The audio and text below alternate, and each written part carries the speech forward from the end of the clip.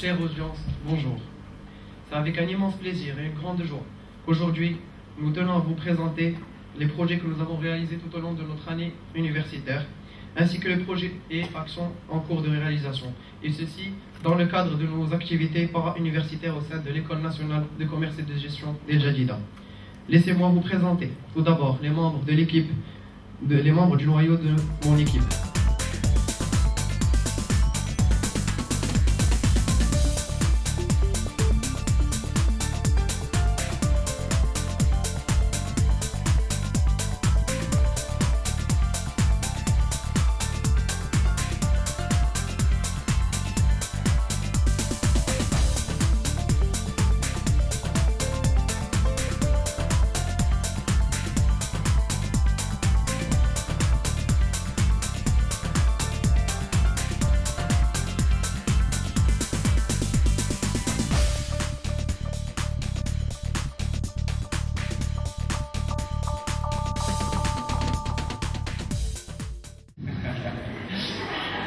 Je vois des visages bizarres, très bizarres même, qui se disent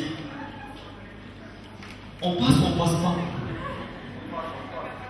Bienvenue à la cérémonie officielle d'ouverture de la première édition de la compétition nationale des jeunes leaders marocains.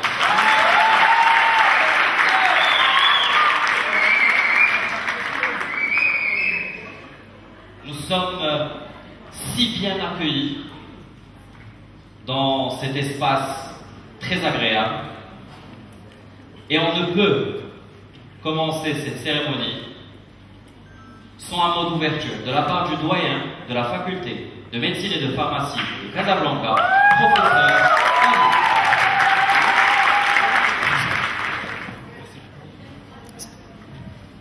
Chers étudiants, chères étudiantes, messieurs, mesdames, les membres du jury, messieurs les organisateurs, je voudrais, au nom de la faculté de médecine et de pharmacie de Casablanca, vous souhaiter la bienvenue. C'est votre faculté. Je voudrais aussi exprimer toute ma reconnaissance et mes remerciements aux organisateurs d'avoir permis à la faculté de médecine et de pharmacie de Casablanca d'avoir l'honneur et le plaisir d'abriter cette première compétition. Je suis très content, ravi et comblé de voir une jeunesse aussi active, aussi dynamique, aussi responsable et surtout socialement responsable.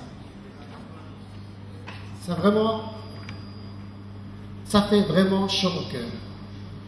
Je n'ai pas vu vos projets, mais je sais, pour avoir accompagné nos étudiants, que vous faites des kilomètres et des kilomètres à vos frais pour aider les personnes qui sont dans le besoin, pour les accompagner, pour les structurer, pour avoir accès à des revenus. Tout ceci pour améliorer leur vie. N'est-ce pas quelque chose de merveilleux? Je voudrais vous applaudir. Je suis Hakim Semami et je suis le président fondateur du programme Jeunes Leaders Marocains. Marhaba bikoum.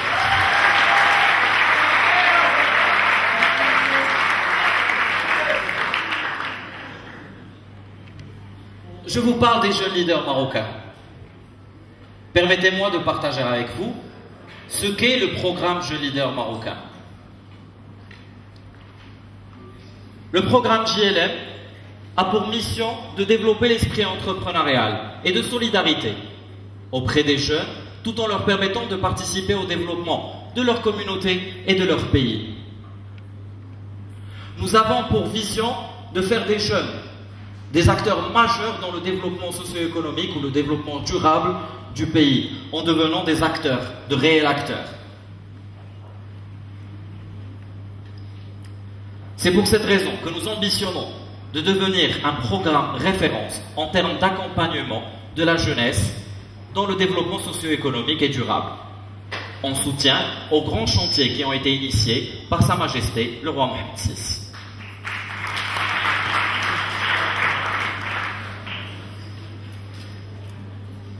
Le 3 décembre 2011, le lancement officiel du programme Jeunes Leaders Marocains.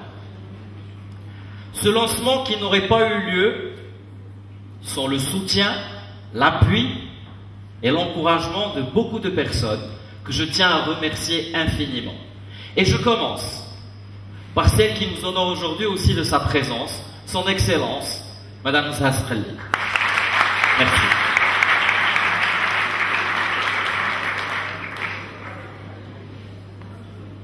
Qui n'a pas hésité à nous accueillir dans ses bureaux. Encore quand elle occupait ce poste de ministre du Développement social, de la Famille et de la Solidarité, et qui a partagé avec nous sa vision des choses et comment est-ce qu'on peut faire pour améliorer effectivement ce programme. L'entraide nationale, à travers Madame Loubna Mdjelloun, que je tiens aussi à remercier, et je vous demande de l'applaudir très fort, s'il vous plaît. Merci. Les membres du conseil d'administration, ça va faire un peu bizarre. Je commence avec ma femme. Où est-ce qu'elle est? Elle est là.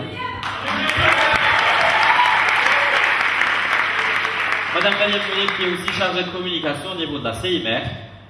Bien entendu, notre trésorier, M. Hafid Jay, rédacteur en chef, le soir et tout.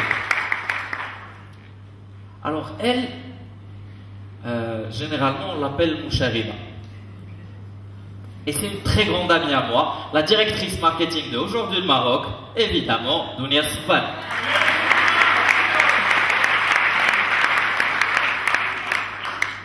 Sans oublier Amina Nasseri de Cozumar, qui est là avec nous aujourd'hui. Et bien entendu, toute autre personne qui a participé de près ou de loin à la réussite de ce programme et au lancement de ce programme, vous imaginez bien que je ne dirai pas ça sans citer les deux sans lesquels je ne serai pas là. Mes parents.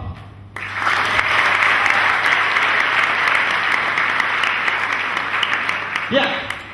Le 3 décembre, le lancement du programme. Et puis, en quelques mois, ils sont devenus 15 équipes JLM engagées qui développent leurs projets. En quelques mois. Et puis ces mêmes personnes ont réussi. C'est bien de me filmer, mais tu me caches. Et là, je ne peux plus faire passer mes diamants. Ils ont réussi à développer en moins de 5 mois plus de 50 projets. Aussi, sachez qu'ils sont, qu'ils sont plus de 1200 étudiants actifs et qui ont développé ces projets-là au profit de beaucoup de personnes. Mais avant de parler de ces personnes, sachez que sur les réseaux sociaux, et oui, on est comme un petit virus, sur les réseaux sociaux, on est plus de 9050 personnes en quelques mois. Et je parle bien d'un groupe avec des membres, pas une page avec des fans et avec des logiciels de fans. Que ce soit clair. Et ils ont développé ces projets pour plus de 15 000 bénéficiaires, directs et indirects, mesdames et messieurs, en seulement 5 mois. On peut les applaudir très fort.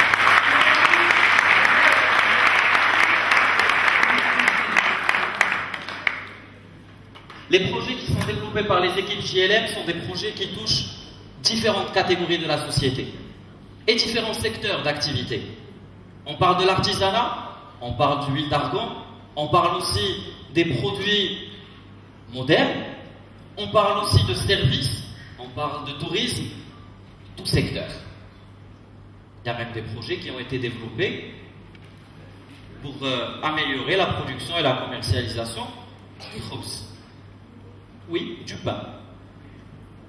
Un pain traditionnel, marocain, parce qu'on veut aussi avoir un Made in Morocco, qui soit aussi commercialisé avec ce label marocain.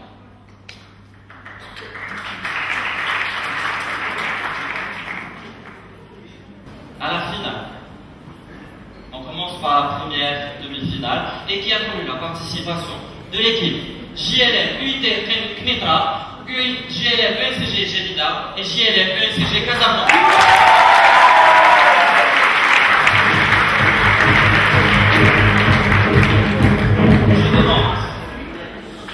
aux équipes de présentation de ces 3 équipes de venir sur scène sous vos applaudissements, s'il vous plaît.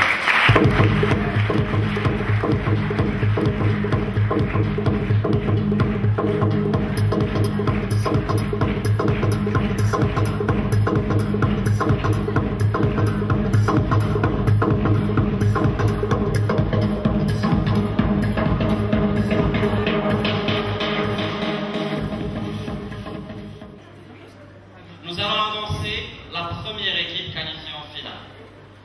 Par la suite, nous annoncerons la deuxième équipe qui sera qualifiée en finale. La troisième équipe qui occupera la 3e place recevra le trophée de reconnaissance pour être une équipe demi-finaliste parce qu'on est tous gagnants. Bravo.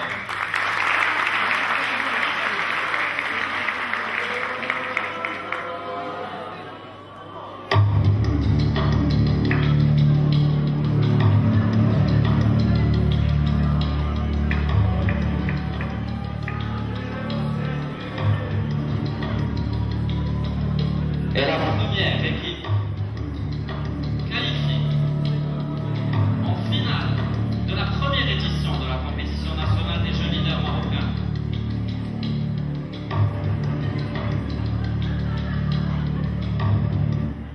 On se pose des questions. Et c'est l'équipe de l'ESCG.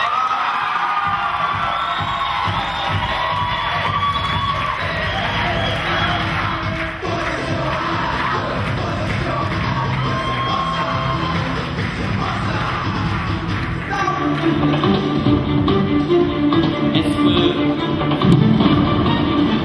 ça sera les représentants qu'on va ou est-ce que ça sera les représentants des nouvelles? L'équipe qualifiée en finale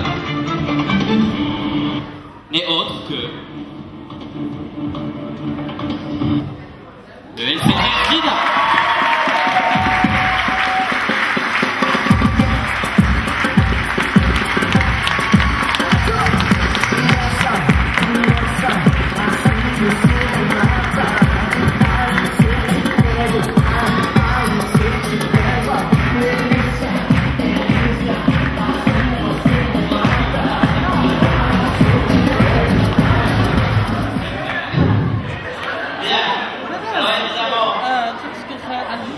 Évidemment, on applaudit tous très fort l'équipe GLM qui est très pour le travail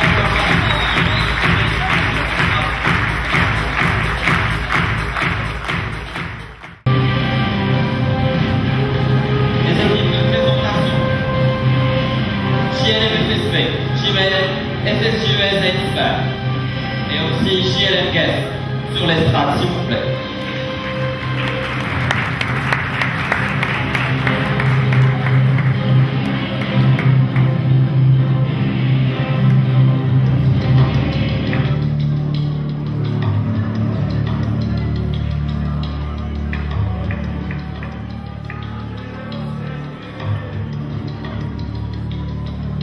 Et la première équipe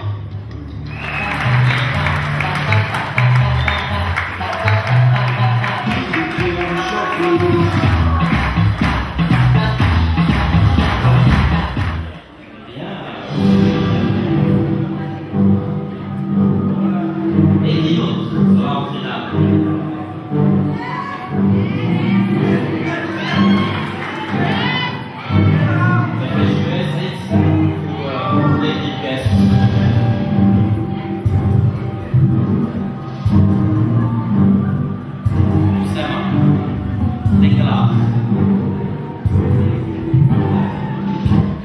Et j'ai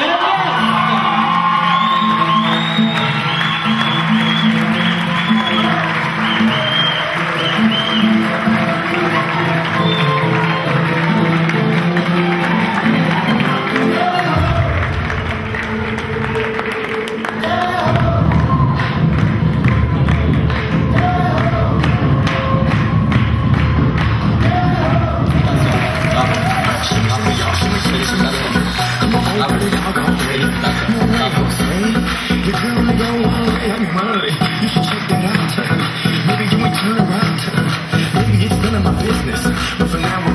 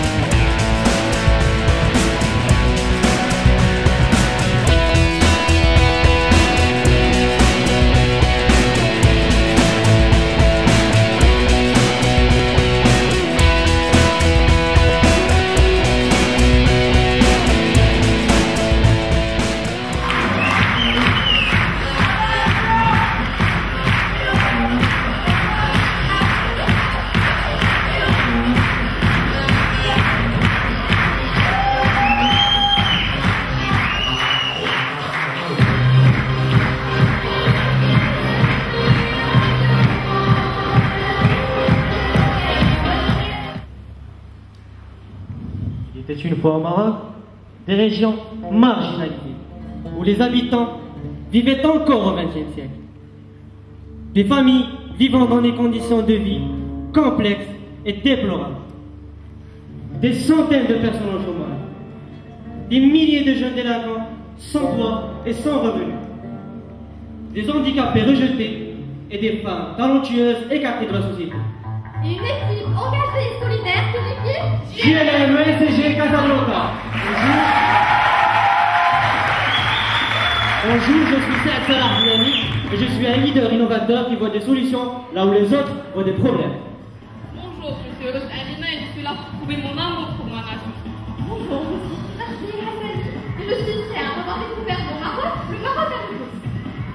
Bonjour, je suis Shiraïmi Khadija et je vois le monde par un œil d'entrepreneur social. Bonjour, je suis Driss Rolambla et je suis là pour vous prouver que la jeunesse marocaine peut faire plein de belles choses dans ce Maroc en monde. Sans oublier notre équipe technique, Zil Mimidlo, Salma Mira, Saïd Chimar et Alim Fa.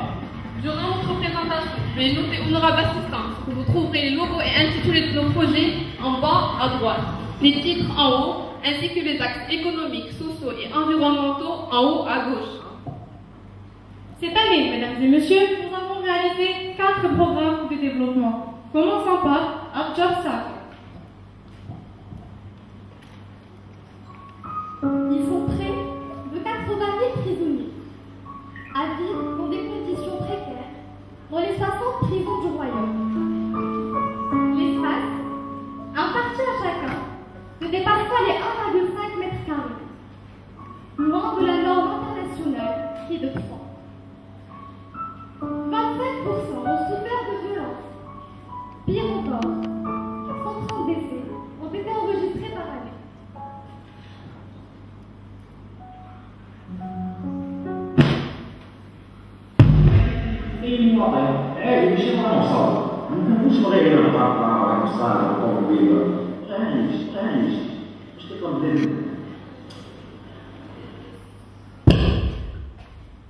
Des paroles touchantes de Boucherette qui a séjourné à 8 reprises en prison. Les conditions de vie derrière les barreaux sont très difficiles. Mais une fois libre, la réinsertion est encore plus ardue. Les détenus sortent de prison sans aucune ressource, ni formation. Et le taux de récidive a dépassé 30% en 2011 et ne cesse d'augmenter. Le projet AdJobStack vise la réinsertion socio-professionnelle de 110 personnes à haut risque d'exclusion sociale.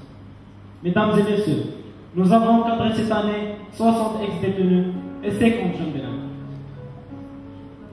Nos bénéficiaires ne pouvaient pas intégrer directement le monde du travail. C'est pour cela que nous avons commencé par les niveaux les plus basiques. Première étape, entretien individuel afin d'identifier les besoins de nos bénéficiaires.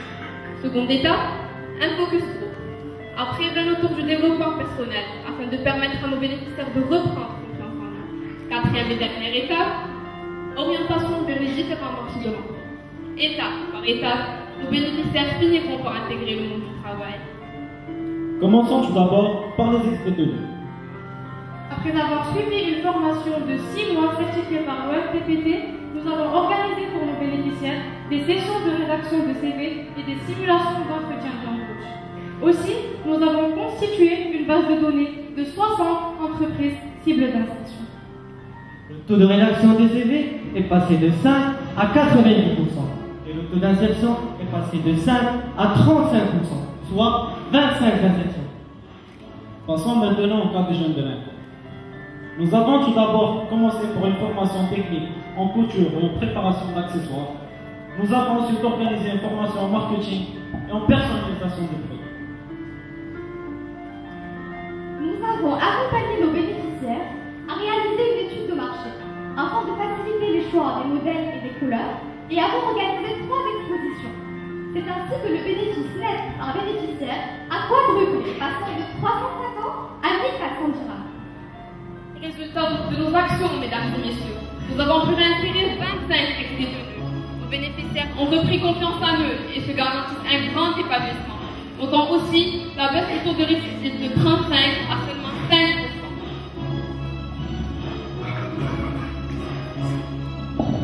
Afin d'assurer la durabilité de notre projet, chaque travailleur inséré est intégré et suivi pour une durée de 3 mois. Nous comptons aussi organiser la première édition du salon d'insertion professionnelle en décembre en partenariat avec l'association Relatif en Société et aussi avec l'école supérieure de psychologie. Enfin, notre équipe a mis en place un guichet d'accueil des ex-détenus afin d'encadrer plus de 250 l'année prochaine. Que le casier judiciaire soit vierge ou retracer des retraites dans le passé. Chaque personne a le droit de commencer à nouveau en apprenant de ses erreurs. Ce fut le message que nous essayons de transmettre grâce à Art Job Stackers.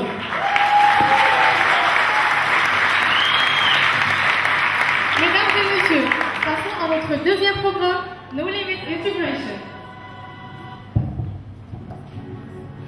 Ray Charles, Sylvia Honda, Tahsin, Jean-Baptiste Anjon. Entre autres, des poètes, chanteurs, scientifiques, des personnes comme nous, comme vous, ont des compétences et des atouts qu'ils ont su démontrer malgré leur handicap. Mesdames et messieurs, le monde compte près de 50 millions d'abonnés et pas moins de 135 millions de malvoyants. Au Maroc, 5 à 15 personnes